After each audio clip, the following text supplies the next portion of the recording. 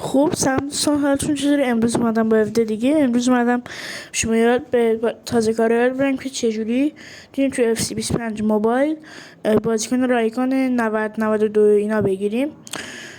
خب این برای مخصوص تازه کاراست که من اینا رو زدم ولی تازه کار نبودم، ولی تو اکسچنج ها به دردمون حتما میخورن و این ویدیو رو تا آخر ببینید. اگه خوشتون اومد لایک هم کنید. اول بریم تو بخش استور، تو همین بخش اولی، بعد بریم آخری فورد کلاب.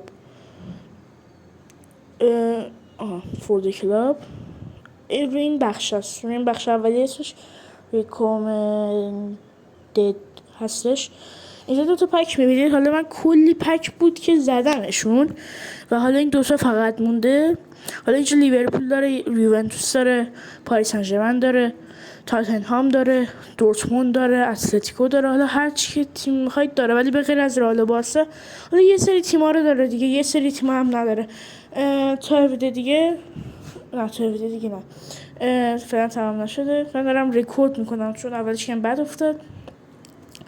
بعد مثلا بازیکن 92 90 یه دروازه‌بانم بیشتر موقع داره تو بیشتر پکا.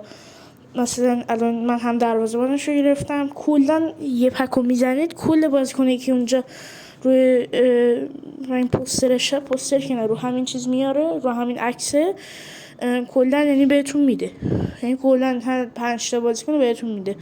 تا ویدیو دیگه، خداحافظ.